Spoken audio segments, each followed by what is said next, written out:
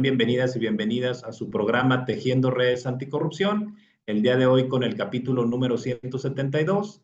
Soy Keops Torres, consejero de Participación Ciudadana del Sistema Local Anticorrupción del Estado de Durango, y será un placer estar con ustedes. El día de hoy me acompañan mi compañera y colega y amiga comisionada presidenta del Consejo de Participación Social del Sistema Estatal Anticorrupción de Jalisco, Neira Godoy, y desde luego también mi querida amiga y reconocida expresidenta del Sistema Estatal Anticorrupción del Estado de Oaxaca y activista social, Reina Santillán.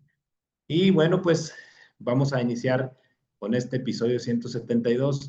¿Serías tan amable, estimada Neira, de decirnos de qué va este episodio? Gracias.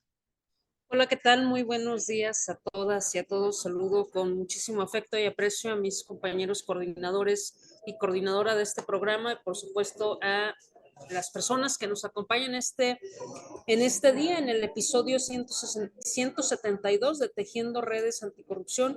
Especialmente saludo a nuestro compañero, colega y amigo Humberto Montesinos y al abogado servidor público Leonardo Daniel Pérez, que hoy vienen a compartirnos profundas reflexiones sobre el vuelco que ha tomado la declaración patrimonial y de conflicto de interés, una obligación que tienen ya algunos años las y los servidores públicos, la totalidad de las y los servidores públicos, y ellos hoy vienen a hablarnos de cómo se liga la presentación de la declaración patrimonial con temas de ética, de integridad y sobre todo de responsabilidad social. El programa ha sido denominado la declaración patrimonial como eje de integridad, perspectiva jurídica, social y ética. Bienvenidas todas y todos, y les cedo el uso de la voz a mi compañera Reina para que pueda presentar debidamente a nuestros dos invitados. Muchísimas gracias.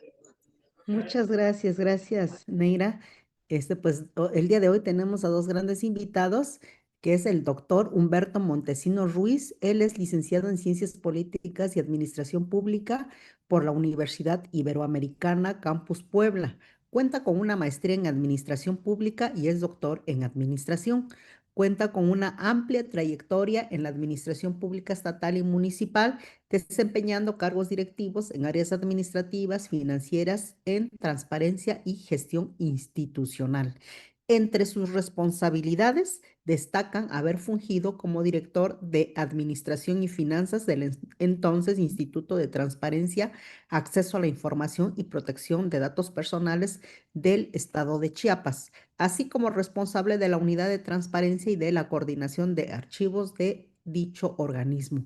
A lo largo de su trayectoria profesional se ha desempeñado en diversas responsabilidades vinculadas al fortalecimiento institucional, la gestión pública y promoción de la participación ciudadana, contribuyendo al desarrollo de políticas orientadas a la transparencia, la rendición de cuentas y el combate a la corrupción. Actualmente se desempeña como presidente del Sistema Anticorrupción del Estado de Chiapas, presidente de la Comisión de Municipios de la Red Nacional de CPCs y preside el Consejo de Participación Ciudadana del Sistema Anticorrupción del Estado de Chiapas, órgano responsable de vincular a la ciudadanía con las instituciones que integran el sistema anticorrupción, impulsando acciones de prevención, control y combate a la corrupción en la entidad.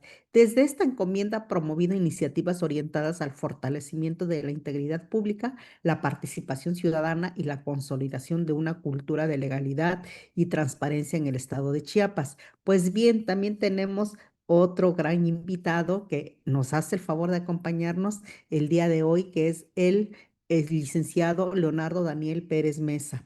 Él es licenciado en Derecho con formación especializada en Integridad Pública, Combate a la Corrupción y Responsabilidad Administrativa. Cuenta con la especialidad en Integridad Pública y Estrategias Anticorrupción por el Instituto Tecnológico y de Estudios Superiores de Occidente y cursó la maestría en anticorrupción en la Universidad Panamericana, fortaleciendo su preparación académica en materia de ética pública, transparencia, rendición de cuentas y sistema anticorrupción.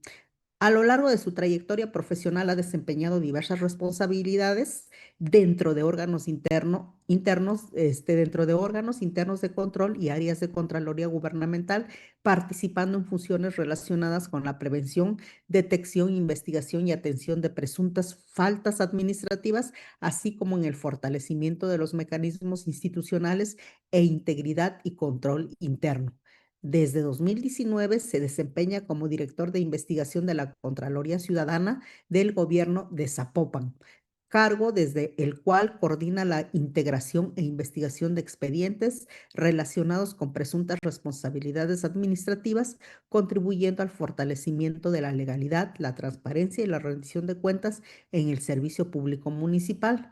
En 2026 fue invitado como aliado estratégico del Comité de Participación Social del Sistema Anticorrupción del Estado de Jalisco, participando en los procesos de designación de la persona titular de la Auditoría Superior del Estado de Jalisco y de la Fiscalía Especializada en Combate a la Corrupción del Estado de Jalisco. Asimismo, formó parte del comité evaluador ampliado en el proceso de designación de la persona titular del órgano interno de control del municipio de Cocula, Jalisco, para el periodo 2023-2024, colaborando en la evaluación de perfiles bajo criterios de mérito, capacidad técnica, independencia y compromiso con la integridad pública. Su actividad profesional y académica se ha orientado al fortalecimiento de la buena administración pública, la consolidación de sistemas efectivos de control gubernamental y la promoción de una cultura institucional basada en la legalidad, la ética pública, la transparencia y la integridad. Pues ahí tenemos con grandes trayectorias. Regreso a los micrófonos, estimado Jobs. Gracias. Pues después de conocer las semblanzas de nuestros invitados especiales del día de hoy, con una gran trayectoria tanto académica como profesional, pasaremos entonces a la explicación de la dinámica de este programa, que lo dividiremos en 4 partes para un mejor desarrollo del mismo. La primera será el marco normativo de las declaraciones patrimoniales, antecedentes y desafíos. La segunda será riesgos de corrupción en las declaraciones patrimoniales. La tercera serán las conclusiones. Y la cuarta, las preguntas y entregas de constancias a nuestros participantes. Estimado licenciado Leonardo Pérez, ¿cuál es el andamiaje jurídico mexicano sobre la presentación de la declaración patrimonial y los desafíos que enfrentan los órganos internos de control para dar cabal cumplimiento a ellos? Si es tan amable, por favor. Muchas gracias. Muy buenos días a todas y a todos. Qué placer y qué privilegio compartir el espacio con todos ustedes, con personas tan destacadas profesional y académicamente. Verdaderamente agradecerle a la maestra Nera la invitación y por supuesto insistir en el privilegio que representa poder hablar de los temas que nos apasionan con personas que en el día a día dedican el 100% de su espacio profesional a esta agenda, ¿no? Y para, sin más preámbulo, entrar en materia, a mí me gustaría comenzar por hacer una semblanza histórica de los primeros vestigios que tuvimos acerca de lo que hoy conocemos como una declaración de situación patrimonial. Y aunque nos pudiéramos remontar por allá a inicios del siglo XX, me parece que un partaguas importante hablando en temas históricos es hablar de la reforma constitucional que sufre nuestra Carta Magna por ahí de 1982, en donde se incorpora con mayor relevancia ya un título de responsabilidades administrativas y en donde empieza a tomar forma nuestro régimen disciplinario que conocemos hoy en día, ¿no? Me parece que ese punto de inflexión constitucional es, digamos, la antesala más importante para que hoy tengamos un instrumento como el que hoy conocemos como una declaración de situación patrimonial, porque de venir de un espacio en nuestro Estado de Derecho en el que no existía claridad en cuanto al régimen de responsabilidades de los servidores públicos, con esta reforma empezamos a tener ya los primeros pasos para ir afianzando en este sentido lo que a la postre vendría a ser un régimen de responsabilidades y disciplinario y de revisión de cuentas un poquito más sólido, ¿no? Entonces, me parece que ese es el primer aspecto relevante en cuanto a la historia y a la construcción de esta herramienta.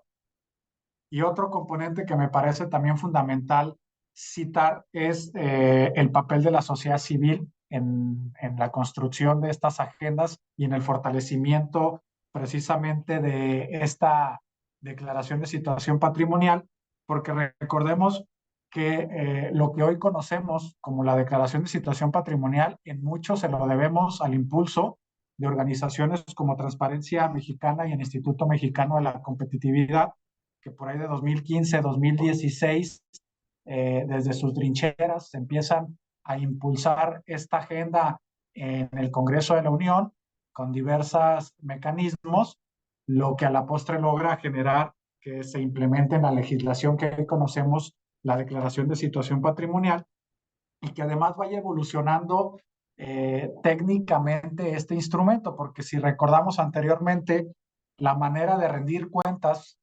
visualizando este concepto únicamente por lo que tiene que ver a la declaración patrimonial, era justamente esta intención de que las personas servidoras públicas declararan lo que tenían en cuanto a su patrimonio.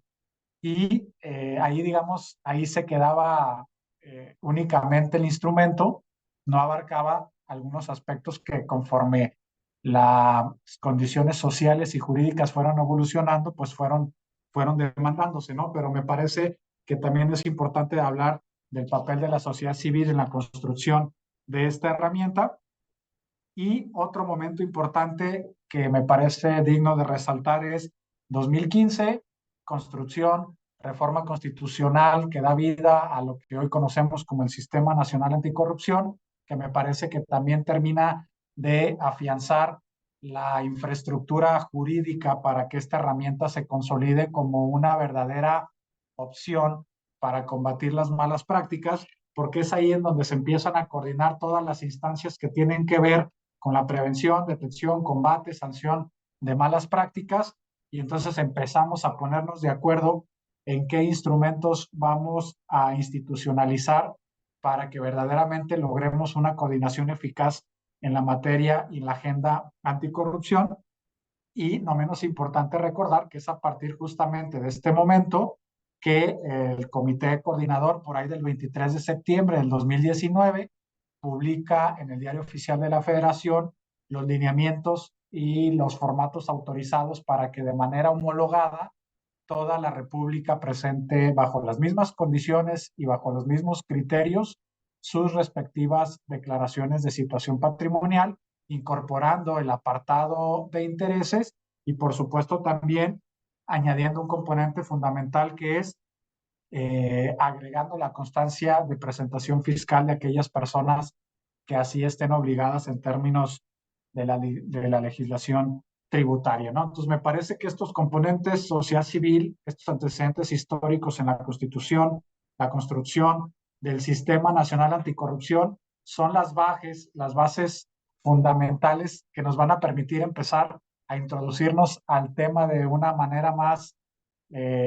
estructurada, porque si hablamos ya específicamente de la fundamentación jurídica que da vida a esta declaración patrimonial, pues bueno, habría que hablar forzosamente en primer nivel de la Constitución Política de los Estados Unidos Mexicanos, que establece precisamente en su artículo 108 la obligatoriedad para que todas las personas servidoras públicas presenten su declaración patrimonial, y además un aspecto importante, además de que se vuelve un tema obligatorio para todas las personas sin distinguir ya luego estos aspectos que anteriormente sí existían de jerarquía, de sueldos, de puestos, de posición, también le da la atribución a los órganos internos de control de ser, digamos, los comandantes en jefe de la recepción de este instrumento, porque hasta antes de esta disposición, recordamos que no eran los órganos internos de control, al menos en el estado de Jalisco, quien tenían la obligación de recepcionar, vigilar y dar seguimiento al cumplimiento de esta obligación. En el caso de Jalisco correspondería específicamente al órgano técnico del Congreso del Estado de Jalisco, era la instancia competente para recibir estas declaraciones, y por ende me parece que también entonces invariablemente vamos a tener que hablar del rol protagonista que empiezan a tomar los órganos internos de control al darles esta atribución de seguimiento, de vigilancia, de supervisión, ya no de todos los aspectos normativos que anteriormente tenían, sino que ahora le suman esta consideración que tiene que ver con las declaraciones patrimoniales. En el caso de Jalisco particularmente, la Constitución también a su vez hace obligatoria la presentación de este instrumento para todas las personas servidoras públicas, y ahí me parece importante resaltar que la relevancia de este ejercicio es tal que inclusive está previsto de manera constitucional su cumplimiento, lo que significa que se le ha dado un valor preponderante a este instrumento y que los retos de los cuales hablaremos más adelante deben centrarse en hacer útil, en hacer eficaz ahora la información a la que tenemos acceso a los órganos internos de control, para que no se vuelva solo un tema de cumplimiento, sino que se vuelva verdaderamente una herramienta de prevención, de detección y de combate a la corrupción. Por supuesto que creo que es la finalidad de esta declaración.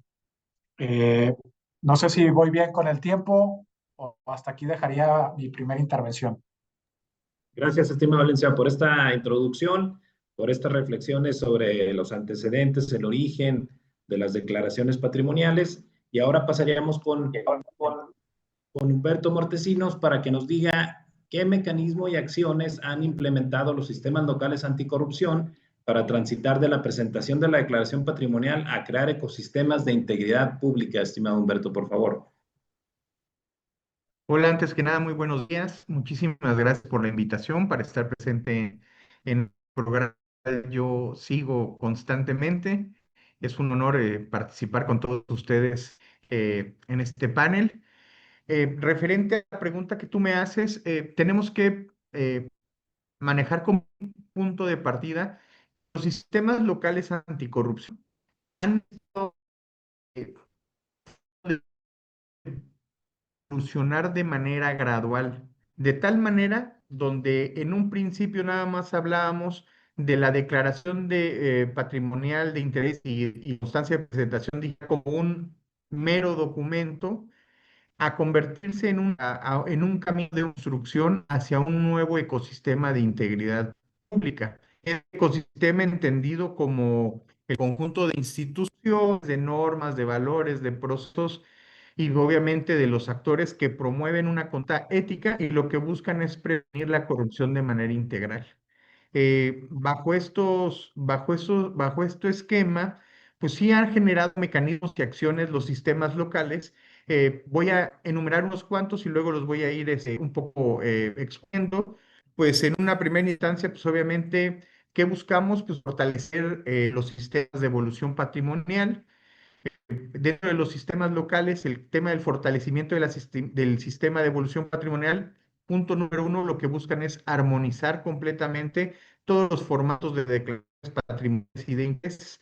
En el caso del estado de Chiapas, nosotros tenemos un tema en específico, a diferencia de otros estados, que es nuestra situación demográfica. En el tema de la situación demográfica, hay algunos municipios que no tienen acceso tan fácil pues, al Internet, a ciertas vías. Entonces, el Estado lo que decidió por parte de la Secretaría, en conjunto con el coordinador, fue desarrollar un pequeño sistema que lo que permite es poder homogenizar, poder transcribir tu declaración, pero que no necesitas internet. Entonces, ya con este sistema lo que nos permitía es poder recabar toda la información de las declaraciones de todos los municipios del estado de Chiapas, y ya la Secretaría Ejecutiva, como bien lo hacen todas, pues obviamente la transición y mediante las APIs correspondientes, pues suben al Sistema Nacional todo el tema de las declaraciones. Ahí es donde va el segundo punto de este mecanismo, que es la digitalización de los procesos. En cuanto a la digitalización de los procesos, lo que está buscando los sistemas estatales, pues obviamente es agarrar de la tecnología actual para poder ir avanzando paso a paso y para poder tener una mejor transparencia y una mejor rendición de cuentas mediante procesos, sistemas, documentos que nos logren avanzar y nos logren llegar a los objetivos en común que tenemos como sistema nacional. Obviamente, ya que tenemos todo esto, hablamos de la interoperabilidad de las plataformas estatales con la plataforma digital nacional. Y pues una de las cosas en las cuales ahorita hemos estado abarcando en este punto, pues es el análisis de riesgo y los cruces de información para poder analizar los posibles conflictos. Por eso estamos en una transición completa en donde no nos quedamos nada más en recibir declaraciones, sino utilizar las herramientas de prevención, monitoreo y control. Uno de los actores que se están desarrollando y que en este último año creo que ha sido una de las visiones que se tienen en los sistemas estatales es la implementación de programas de integridad institucional. En el caso del Estado y a nivel nacional, pues hemos ido evolucionando de tal manera de que se convierta de una obligación documental a una práctica organizacional, temas en específico como los códigos de conducta, como los comités de ética de los entes públicos, los protocolos, desarrollar protocolos para poder prevenir los conflictos de interés. Y una de las cuales en lo personal hemos estado abarcando mucho en el Estado, programas de capacitación en seguridad pública, que hemos detectado en los sistemas locales que muchas veces los servidores públicos generan faltas administrativas por desconocimiento de lo que están haciendo es un acto indebido. Entonces, lo que estamos tratando de desarrollar mediante el sistema local, pues es generar estos programas de capacitación que nos permitan ir fortaleciendo el conocimiento del servidor público en cuanto a un acto de corrupción o una falta administrativa, sobre todo en el servidor público que tiene este primer contacto con el ciudadano. Otro de los mecanismos desarrollados en todos los de la política nacional y lo que vamos es generar calidad, profesionalismo público, establecer un gobierno, hacer que haya una real participación ciudadana y obviamente nos va a desembocar en una transparencia proactiva.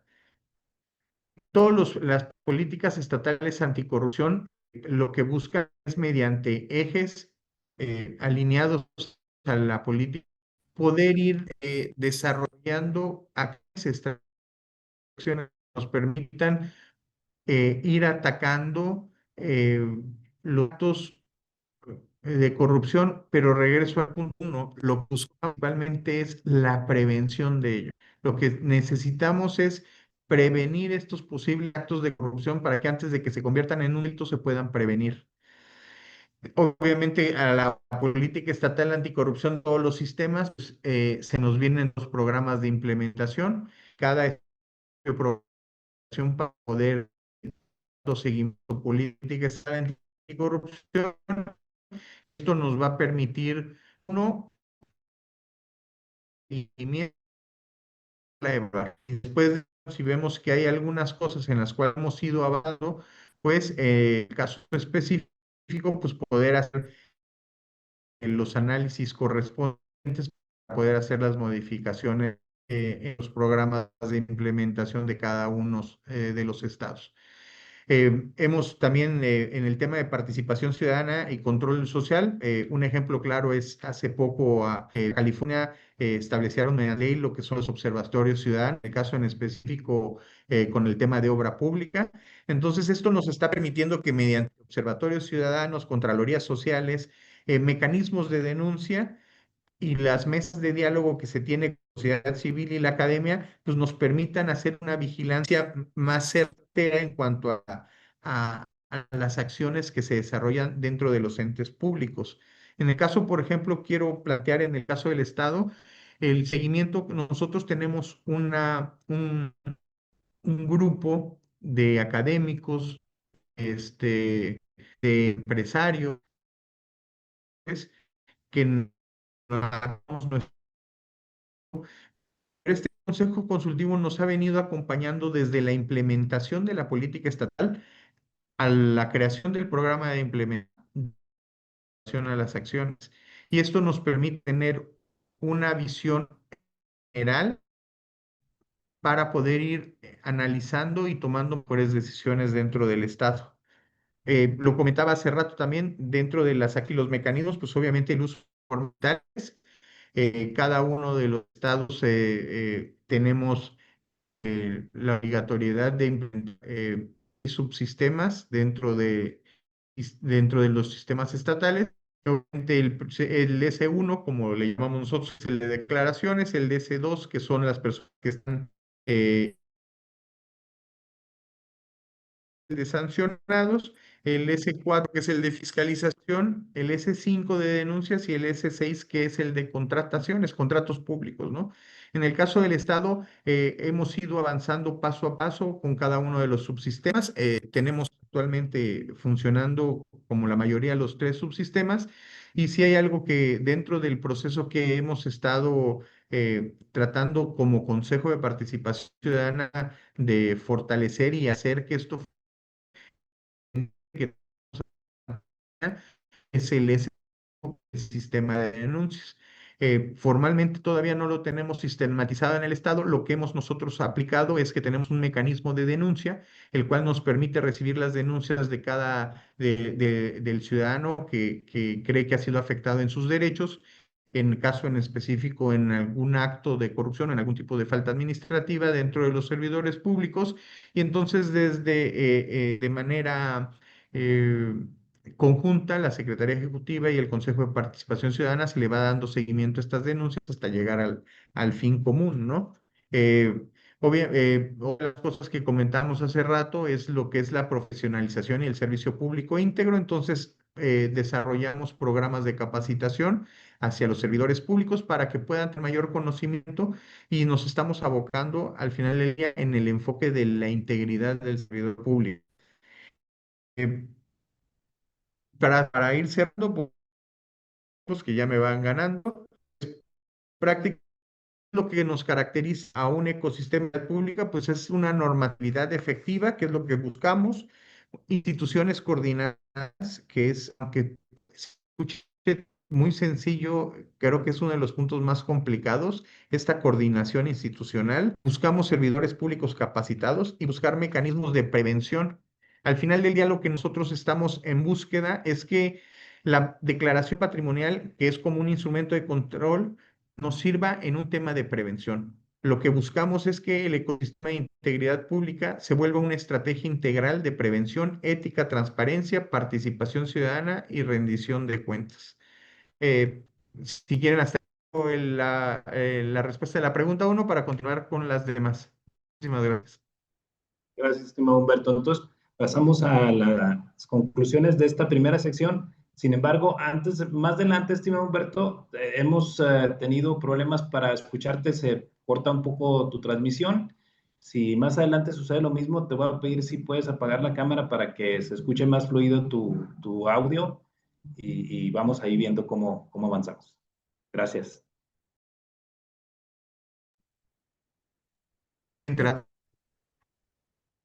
Ujú. Gracias, pues pasando aquí a las conclusiones de esta primera sección, quisiera empezar por la parte final que dijo Humberto. Es importante considerar la participación ciudadana. Creo que ese ha sido uno de los retos que hay que reconocerle a la autoridad que se ha dado seguimiento a las declaraciones, tanto la patrimonial como las otras dos declaraciones, y eso, de alguna manera, como ciudadanía, se agradece que nuestros servidores públicos, en este caso como trabajadores o empleados de la ciudadanía, pues estén cumpliendo con este gran compromiso de transparentar qué es lo que tienen, ¿no? Primeramente, qué es lo que tienen, con qué poseen, cuánto ha crecido su patrimonio en el tiempo que han estado sirviendo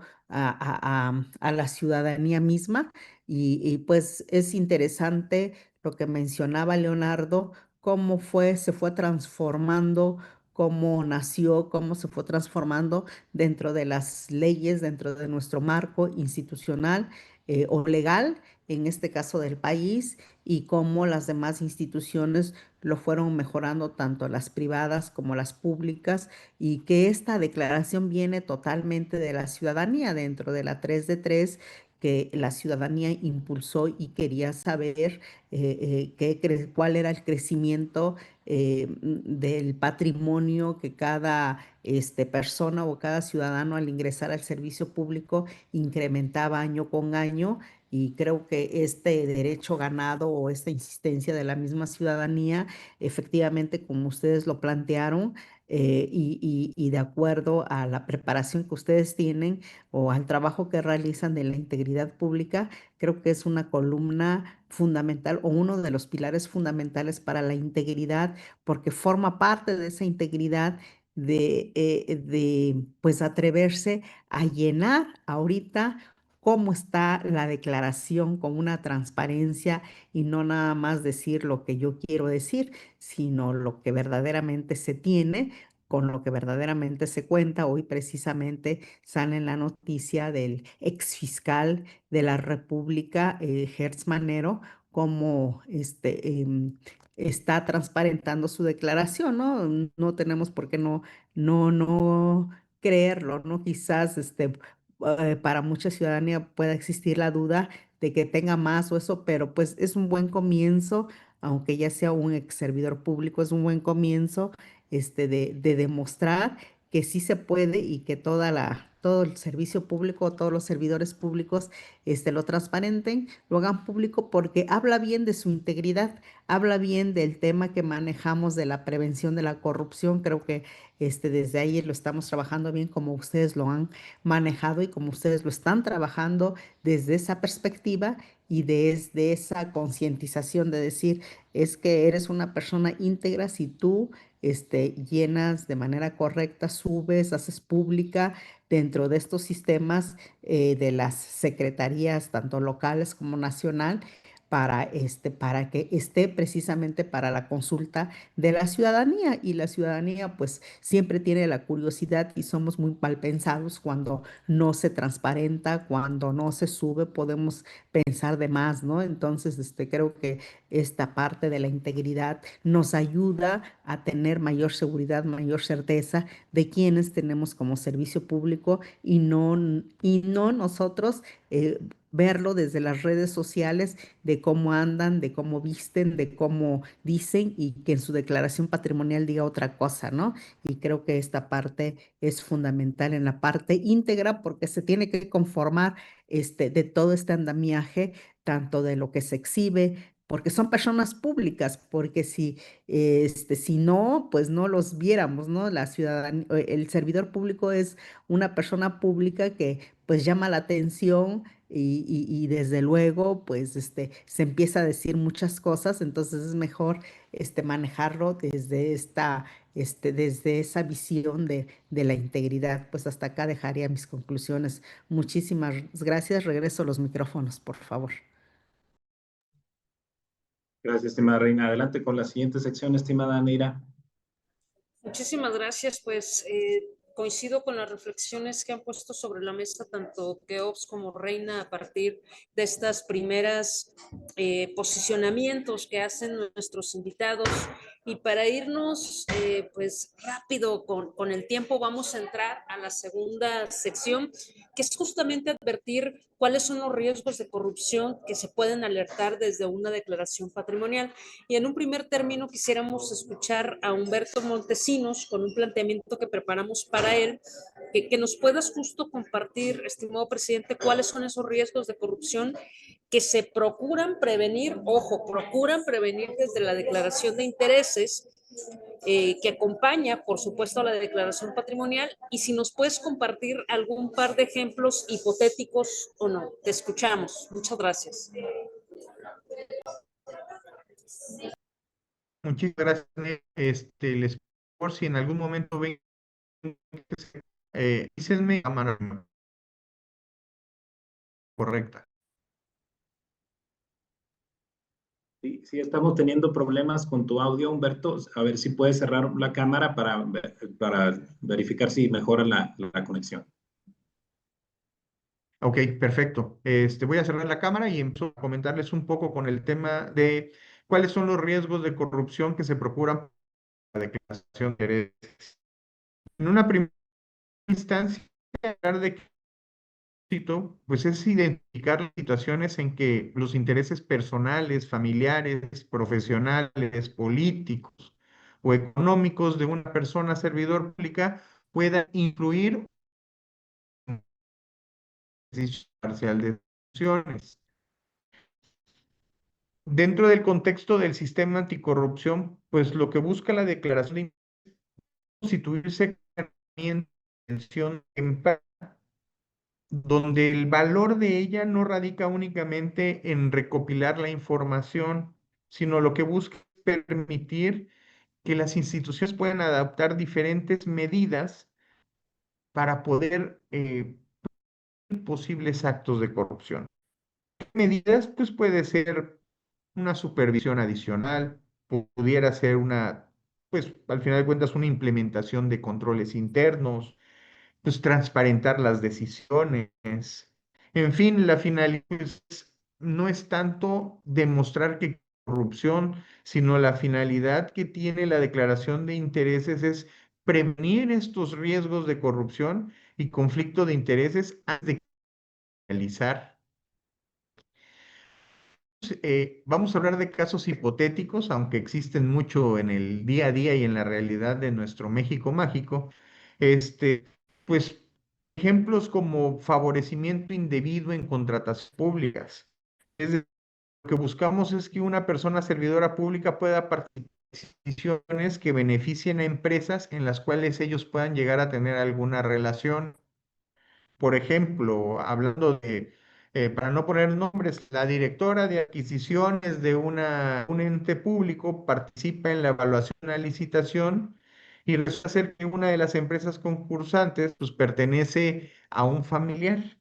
Entonces, aunque la empresa cumple con todos los requisitos, al final del día existe un conflicto de interés que debe de declararse y debe de gestionarse. Otro ejemplo, pues, es el tema del nepotismo.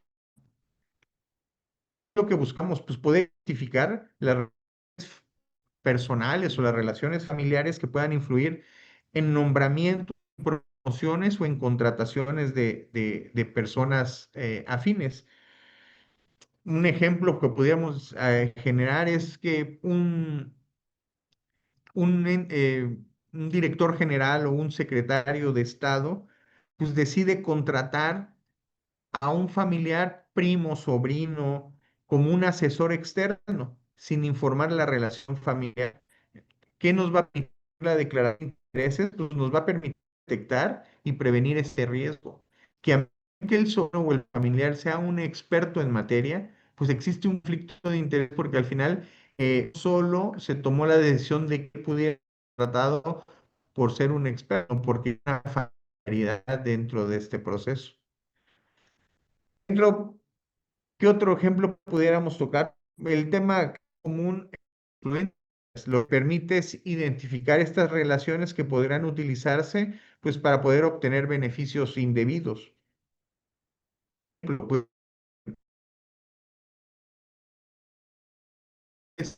pueda vender al Estado, pues necesita tener un tarjetón. Este tarjetón te lo genera Oficialía Mayor de Gobierno. Pues supongamos que una empresa de un familiar del oficial mayor, pues quiere participar en las licitaciones. Entonces, ¿qué pudiera hacer este tráfico de influencias? Pues acelerarle el proceso de sus trámites para que tu familiar pueda ocupar, pueda tener su tarjetón de manera inmediata sin el proceso necesario y que pueda participar en cada uno de los procesos licitatorios que se pudieran generar en la lista de licitaciones del ejercicio anual del gobierno, ¿no? Por lo tanto, ¿qué es lo que tratamos de determinar? Pues es que la corrupción suele ocurrir cuando existe un interés privado y muchas veces el problema es que este interés privado se antepone al interés público. ¿Qué es lo que buscamos con la declaración de intereses? Lo que buscamos es permitir identificar esos riesgos antes de que se convierta en un acto de corrupción. Y ahí es donde nos número uno. Eso es que lo que se busca a nivel nacional puede generar un ecosistema de integridad pública, que esto nos va a permitir que la declaración de intereses se convierta en un instrumento preventivo de los más importantes, lo que nos va a ayudar a proteger la imparcialidad, la objetividad y principalmente, que es algo que se ha perdido, la confianza en las instituciones públicas. Necesitamos que el ciudadano vuelva a creer en las instituciones y necesitamos que el ciudadano logre entender, amar y sobre todo confiar nuevamente en instituciones públicas del Estado mexicano. Hasta ahí termino mi pregunta. Espero que se haya podido escuchar. Muchas gracias.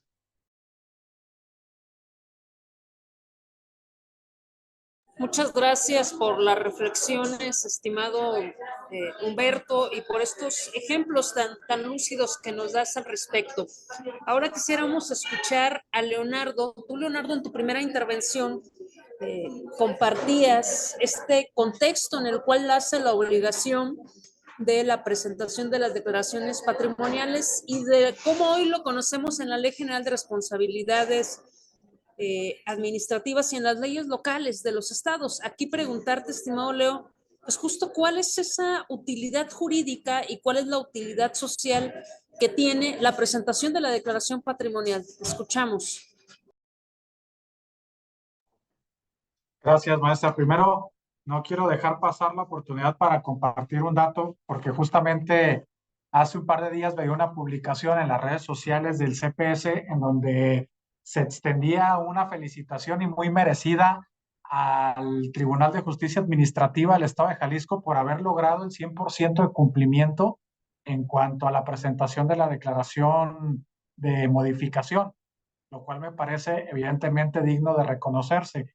En el municipio de Zapopan, en el pasado ejercicio anual, también compartir, porque me parece que es un esfuerzo, por supuesto, liderado desde el señor Contralor, el maestro David, y por supuesto el equipo de la Dirección de Investigación, logramos este ejercicio de un universo de 10,266 personas, obtener únicamente 35 personas omisas, lo que me parece, dadas las proporciones, un dato significativamente digno de presumir y, por supuesto, aprovechar para reconocer el esfuerzo institucional del Contralor y del equipo de trabajo de la Dirección de Investigación, que por supuesto son los que merecen el reconocimiento. Y bueno, después del comercial, ¿qué utilidad jurídica y social reviste la declaración patrimonial en la actualidad? Pues me parece que son dos conceptos y dos vertientes fundamentales y que no podemos hablar una de la otra de manera aislada. Jurídicamente, pues bueno, cumplir legalmente con esta obligación nos va a evitar procedimientos de investigación, nos va a evitar generar estos procedimientos que luego institucionalmente son muy desgastantes porque cada persona omisa implicaría, en teoría, iniciar una investigación para verificar cuál fue la razón por la cual no se presentó la declaración patrimonial, implica un acuerdo de erradicación, implica un oficio de notificación, implica todo un desgaste institucional que me parece toda esa energía pudiese estar enfocada más bien a prevenir que las personas caigan en esta omisión y con eso evitaríamos desgastar enormemente las andamiajes institucionales. Entonces, por un lado, cumplir es una obligación legal y ahí contribuimos al Estado de Derecho, por supuesto, y a fortalecer la agenda de rendición de cuentas. Por otro lado, es un instrumento que nos va a permitir, sin duda alguna, fungir como una herramienta legal para identificar malas prácticas. Ya lo decía el doctor Humberto, en cuanto a lo que tiene que ver con el apartado de intereses, pues sin duda alguna es un instrumento fundamental para poder identificar este tipo de malas prácticas. Pero también si pensamos en el apartado patrimonial, pues por supuesto también nos sirve para identificar enriquecimientos ilícitos, también nos sirve para identificar si estamos reportando correctamente los ingresos, los egresos, la congruencia del flujo financiero que está teniendo la persona servidora pública y volvemos a desembocar en el mismo objetivo, ¿no? Esta posibilidad de revisar el contenido de fondo de la información que se presenta en estas declaraciones termina contribuyendo a fortalecer la cultura de la integridad, la cultura de la rendición de cuentas y, por supuesto, a disminuir los márgenes de discrecionalidad operativa que tengan las personas servidoras públicas, que de repente todavía nos hace falta sensibilizar y fortalecer un poco más esta parte de concientizar a todas las personas que ejercen un cargo público de las dimensiones y responsabilidades que tienen al ingresar a sus empleos, cargos o comisiones, y que se deje de ver justamente como una obligación de cumplimiento que no tiene otra finalidad más que justamente eso, cumplir con una obligación legal, y la verdad es que no. Su utilidad es mucho más amplia, mucho más compleja que únicamente ingresar a un sistema y dar clic a la remisión de ciertos patrones de información. ¿No? Había en las capacitaciones que realizamos en materia de declaraciones patrimoniales, hay quien nos dice, oye, pues esto es igual que llenar un formato para pedir un préstamo. Entonces, ¿y a qué viene este ejemplo? Que luego de repente todavía no se dimensiona la utilidad y la necesidad de que esta información esté disponible para el escrutinio de la agenda anticorrupción, ¿no? Otro de los aspectos que me parece dignos de resaltar en cuanto a la utilidad jurídica es esta posibilidad que se tiene entonces de, al poseer la información de estas personas, tenemos la posibilidad de iniciar los procesos de responsabilidad que en derecho correspondan, más allá de la omisión de presentarla en tiempo y forma, sino por el contenido de la información que estamos detectando. También retomo lo que acertadamente creo comentaba el doctor Humberto en cuanto a que esta herramienta, específicamente hablando de la declaración, debe estar concatenada y vinculada con algunos otros instrumentos de rendición de cuentas que nos permitan hacer una estructura de prevención mucho más amplia. Es decir, la declaración es un instrumento que debe estar aparejado o acompañado de algunos otros conceptos de control interno que nos permitan, en la medida de lo posible, fortalecer y blindar que los entes públicos sean cooptados por estas malas prácticas, la que sea que se nos ocurra, pero que no sea un instrumento que se vea de manera aislada, sino que sirve, es una herramienta que va a contribuir, pero que forzosamente va a necesitar otras herramientas aliadas para que jurídicamente sea una herramienta útil, ¿no? En cuanto a lo que tiene que ver con el impacto social o la utilidad que genera este instrumento a la sociedad, pues me parece de entrada, lo que parece más obvio es que nos va a ayudar a fortalecer la transparencia, evidentemente en la medida de que nosotros limitemos la opacidad de lo que hacemos con el ejercicio público y lo que generamos con el ejercicio público, pues vamos a contribuir a que los entes públicos se sumen de manera proactiva y de manera legítima a contribuir a estos esfuerzos de transparentar lo que en el ejercicio del cargo público se está realizando. Evidentemente eso va a traer aparejado, en la mayoría de los casos, también un fortalecimiento a la confianza ciudadana, en la medida que tu gobierno te dé la posibilidad de que conozcas qué es lo que estás haciendo con el dinero que tú recibes por parte de tu cargo público, pues por supuesto que genuinamente generas un vínculo de confianza con la sociedad a la que de alguna u otra forma administras o representas, ¿no? Nosotros lo decimos de una manera muy coloquial, es garantizarle a la gente que llegamos al cargo para servir y no a servirnos, ¿no? Y eso genera enormes condiciones de confianza. Por otro lado, sin duda alguna, es una herramienta que va a ayudar a prevenir y a poner en el centro de la discusión que la ciudadanía nos ayude con las tareas de prevención. Recordemos, el día de hoy, al menos el municipio de Zapopan tiene la bondad de estar interconectado ya al sistema 3 de la Plataforma Digital Nacional, alimentando las declaraciones patrimoniales correspondientes.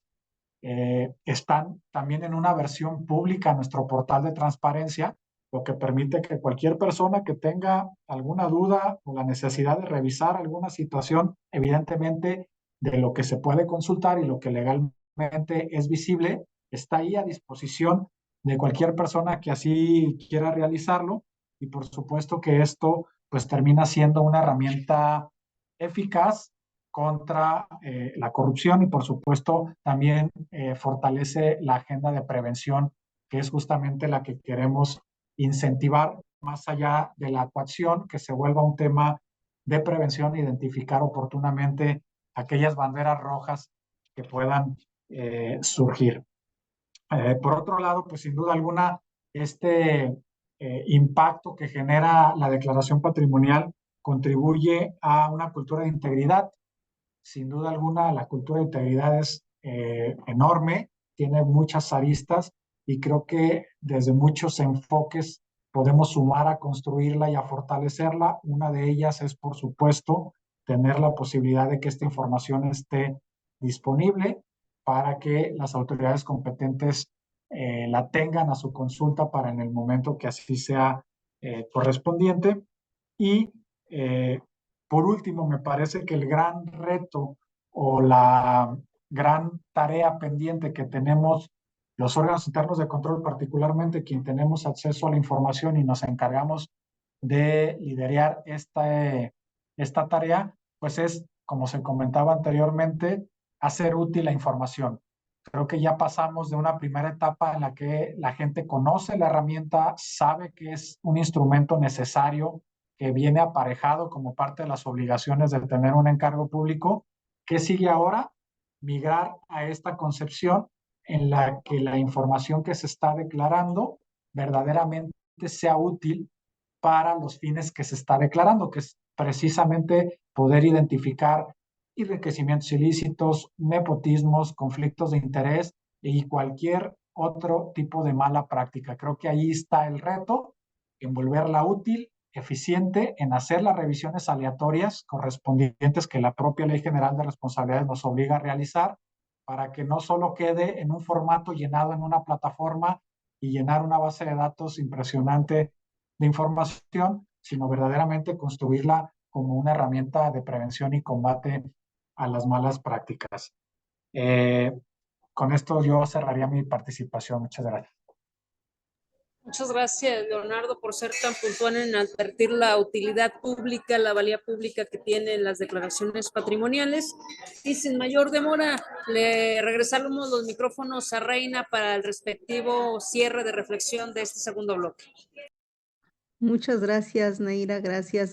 Pues como conclusión, ¿qué me queda decir? Que la declaración de intereses, pues es tan o más importante que la patrimonial, porque finalmente ahí pues se incluyen a los familiares, a los hijos, padres, y otros familiares cercanos, en donde pues se tiene que decir quiénes pueden generar un conflicto de interés. Creo que aquí el tema fundamental es el conflicto de interés que se tiene con la relación familiar que finalmente se está involucrando con nuestras declaraciones, y es otra de las declaraciones que forma como parte de las declaraciones de 3 de 3. Entonces ustedes ya lo plantearon de manera puntual, su utilidad, su eficiencia, va en contra de la opacidad y que se tiene que llenar de manera correcta y no hacerlo por hacer esa declaración o por llenarla, o pensar que pues simplemente hay que cumplir y quizás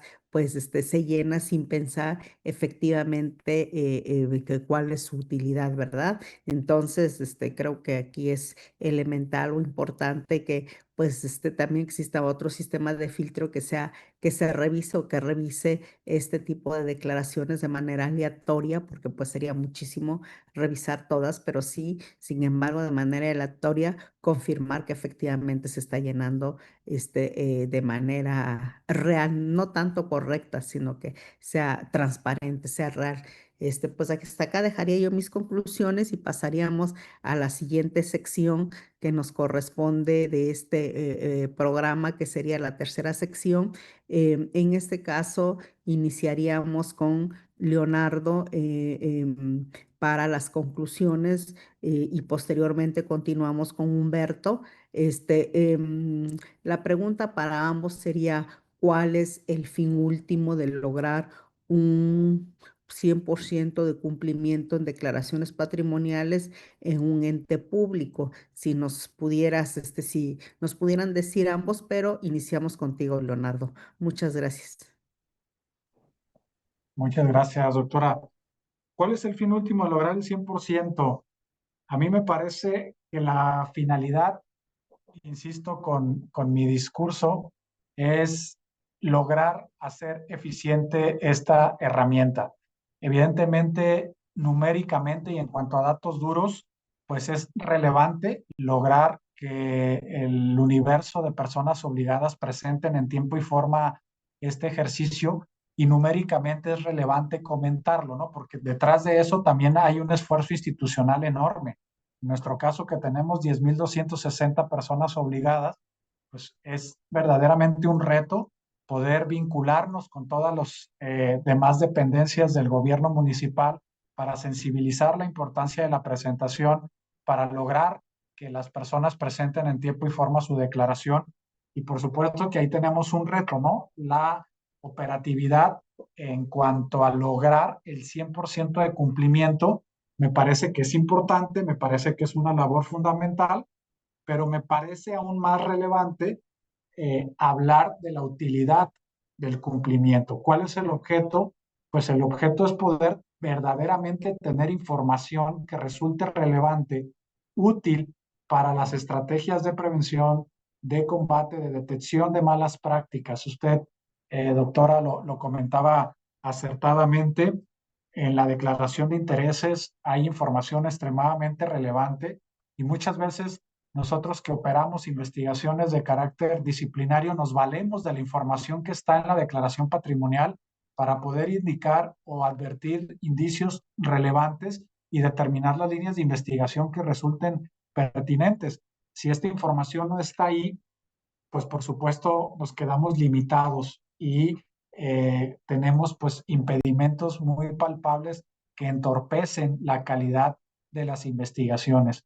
Por ende, me parece que parte de los objetos de lograr el cumplimiento al 100% de este tipo de ejercicios pasa por lograr hacer esto una herramienta eficiente, pasa por más bien como un área de oportunidad. Yo identificaría fortalecer la coordinación y la información que fluye en todas las dependencias para que sensibilicemos que el objetivo además no es solo para el órgano interno de control, porque institucionalmente el indicador de cumplimiento es un indicador que impacta a la administración, no solamente a el órgano interno de control, sino a la administración en su conjunto, que puede verse con tintes de opacidad o con tintes de incumplimiento que luego derivan en otro tipo de cuestiones cuando el personal no cumple con este ejercicio. Entonces, no es solo un tema aislado de una obligación legal, sino es un tema de relevancia institucional. Eso creo que es lo más relevante desde mi concepto. Muchas gracias. Continuamos contigo, por favor, Humberto, con la misma pregunta, por favor. Muchísimas gracias. Pues mira, como bien lo comenta Leonardo, hay muchos puntos en los cuales vamos a llegar a similitudes. El fin último de lograr este 100% de cumplimiento en las declaraciones patrimoniales no es nada más cumplir con una obligación administrativa, ni obtener un indicador estadístico favorable. Lo que se busca y el propósito fundamental, pues es fortalecer esta integridad pública, la rendición de cuentas y principalmente, que hemos tocado en las anteriores preguntas, la confianza ciudadana en las instituciones. ¿Qué podemos garantizar con este 100% de cumplimiento? Pues, uno, pues que todas las personas servidoras públicas estén sujetas al mismo nivel de escrutinio. ¿Qué nos va a permitir el 100%? Que no exista opacidad.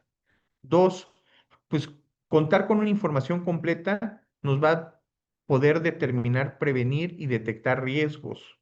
Es decir, si conocemos la evolución patrimonial de los servidores públicos, pues nos van a permitir conocer más allá y nos van a dar la oportunidad de identificar los posibles conflictos de interés.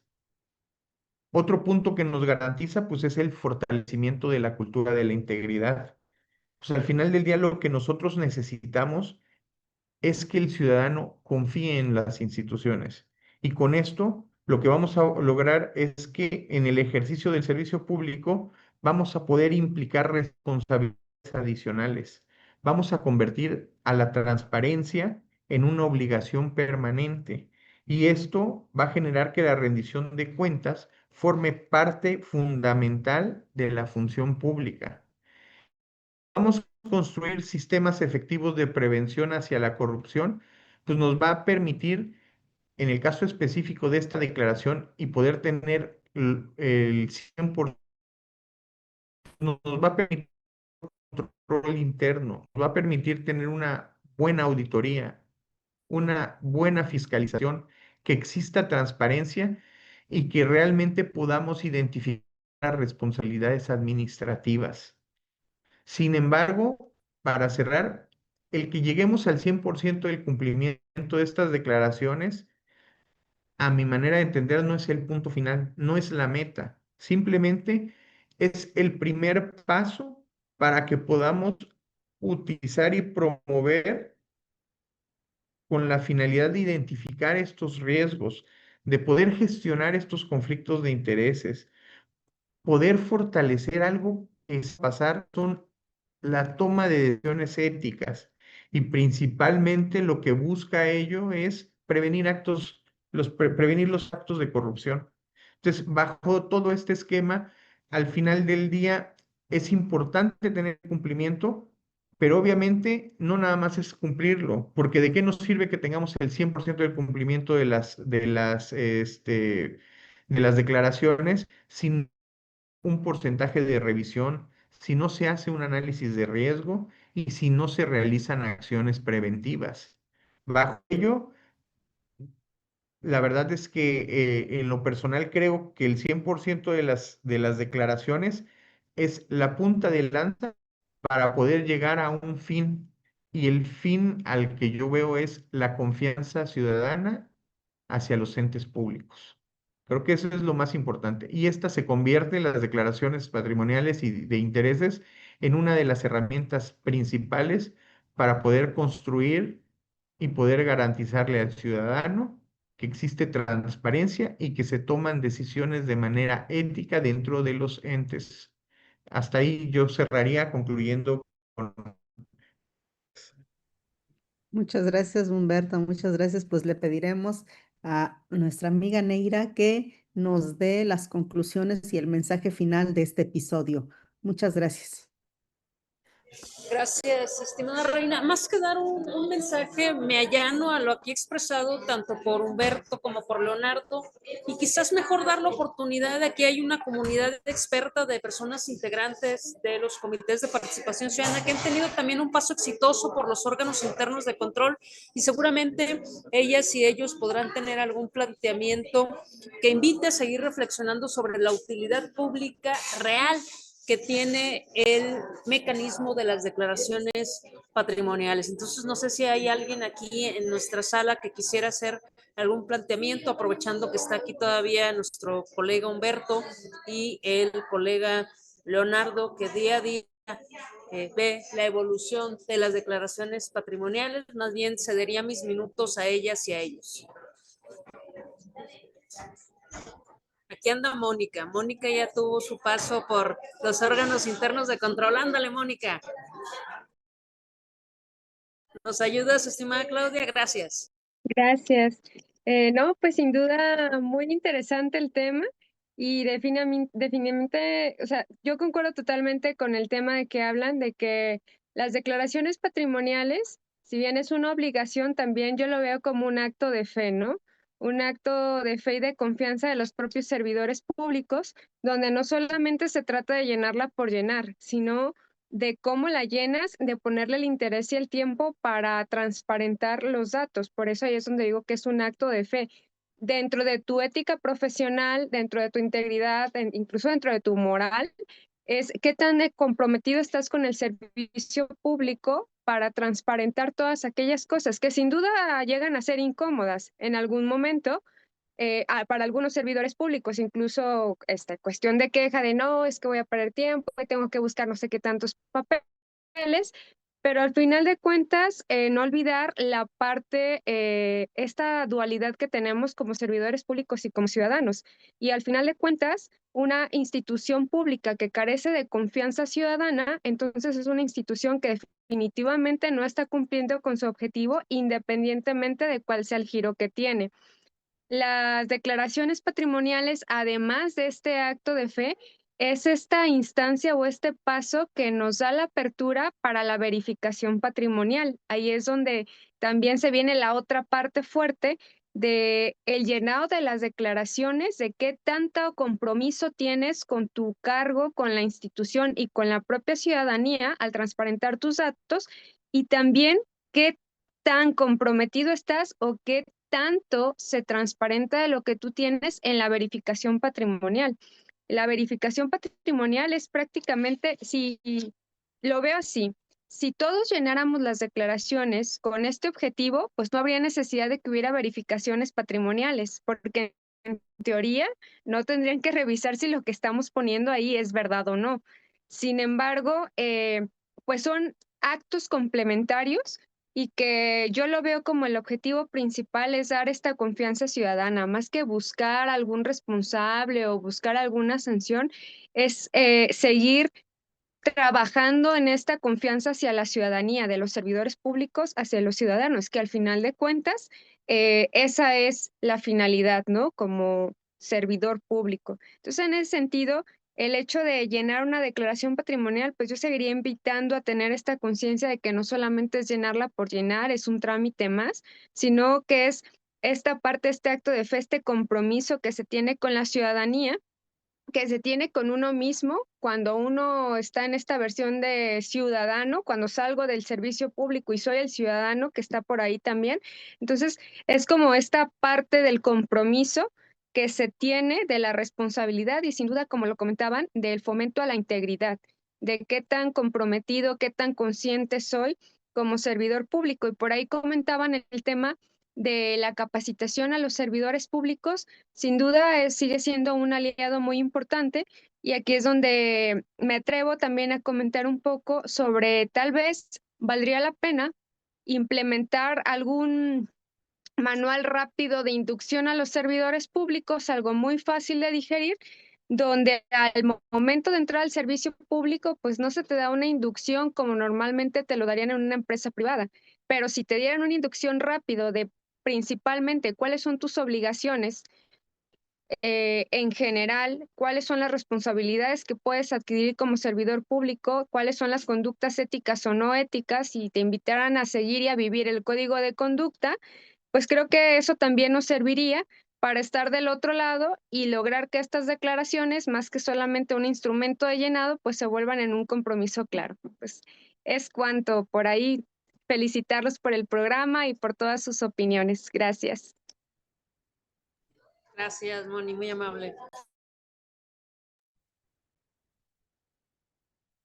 Al contrario, muchas gracias, licenciada Mónica, integrante del Comité de Participación Social del Sistema Estatal Anticorrupción de Jalisco. Y bueno, vamos a pasar a la cuarta y última parte de este programa, que son las preguntas, comentarios y saludos del público participante. E iniciaríamos con agradeciéndole primero a quienes están presentes en esta sala de Zoom, especialmente a la presidenta del Sistema Estatal Anticorrupción de Baja California, a la presidenta Marta Elizabeth Moreno García por su presencia aquí en este programa. También, desde luego, aquí estuvo hace unos minutos nuestra querida Ana Isabel Cortés Coronado, la maestra Ana Isabel, que también es integrante del Comité de Participación Social del Sistema Estatal Anticorrupción de Jalisco. Y tenemos también por aquí a la Contraloría de Zapopan, tenemos también a Marta Valderas y a Cintia Quesada, y también pasaré a agradecerle a nuestro colega Sergio Villarreal de Baja California Sur, quien manda saludos y felicitaciones a los ponentes, expertos en transparencia y anticorrupción, y nos comenta que ayer el Comité Coordinador del Sistema Estatal Anticorrupción de Baja California Sur emitió un exhorto público a las Contralorías del Congreso al Poder Judicial de Baja California Sur y al Ayuntamiento de Los Cabos por la omisión en suministrar información en la plataforma digital estatal de Baja California Sur. Dicho exhorto fue iniciativa y elaborado por los integrantes del Comité de Participación Ciudadana del Sistema Estatal Anticorrupción de Baja California Sur en comisión ejecutiva. Pues felicidades, estimado Sergio Vilar, enhorabuena. Y nos dice Griselda Quintero, saludos desde el municipio de Cabo Corrientes, Jalisco. Gracias, Griselda. Valeria Arismendi del CPC Ixtapan de la Sal presente. Muchas gracias, Valeria. Silvestre Vega, saludos desde el órgano interno de control de Chapala, Jalisco. Excelente tema. Con la declaración patrimonial se cumple con la ciudadanía en el sentido de mostrar la integridad del servidor público, cumplir con una buena práctica tan importante como es la transparencia. Muchas gracias, Silvestre Vega, por tu participación. Carolina Calderón nos dice SSAS presente. Una disculpa, no identifico cuáles son las siglas, pero muchas gracias, Carolina, por tu comentario. Y dice Antonio Navarro, ¿consideran que con la declaración patrimonial se puede lograr la transparencia al 100% y con ella terminar con la corrupción? ¿Quién le quiere dar respuesta, si son tan amables?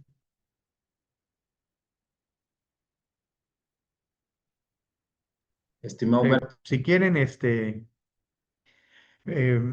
si quieres yo contesto. Efectivamente, no dejemos de ver que es una herramienta y es una parte del 100% para poder acabar con la corrupción.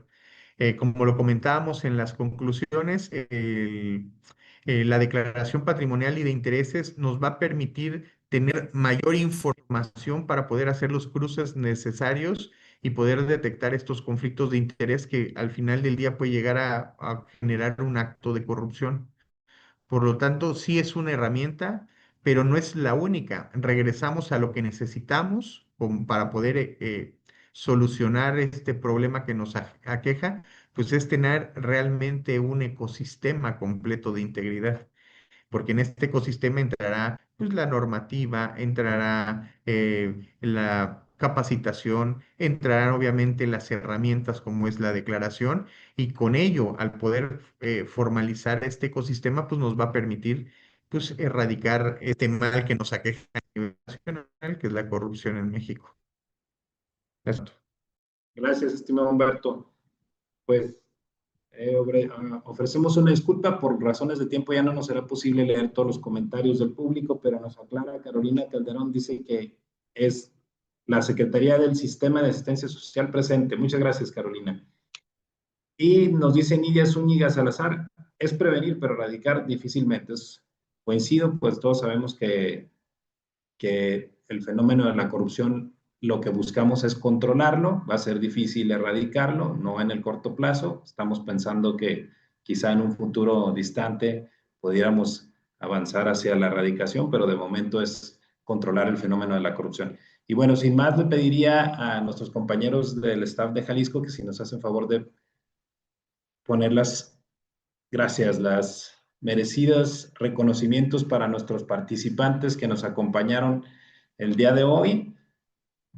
El Comité de Participación Social del Sistema Estatal Anticorrupción del Estado de Jalisco, la Fundación Nuestros Hermanos Olvidados y la Comisión de Comunicación de la Red Nacional de CPCs otorgan el presente reconocimiento al doctor Humberto Montesino Ruiz, presidente del Sistema Estatal Anticorrupción de Chiapas y presidente de la Comisión de Municipios de la Red Nacional de CPCs, por su participación en el programa Tejiendo Redes Anticorrupción con el tema La Declaración Patrimonial como eje de integridad, perspectiva jurídica, social y ética, fechado el día de hoy, 24 de junio de 2026, y firman Neira Godoy, presidenta del Comité de Participación Social del Sistema Estatal Anticorrupción de Jalisco, la maestra Reina Miguel Santillán, directora de la Fundación Nuestros Hermanos Olvidados, y su servidor, el de la voz, Keops Gibran Torres Hernández, presidente de la Comisión de Comunicación de la Red Nacional.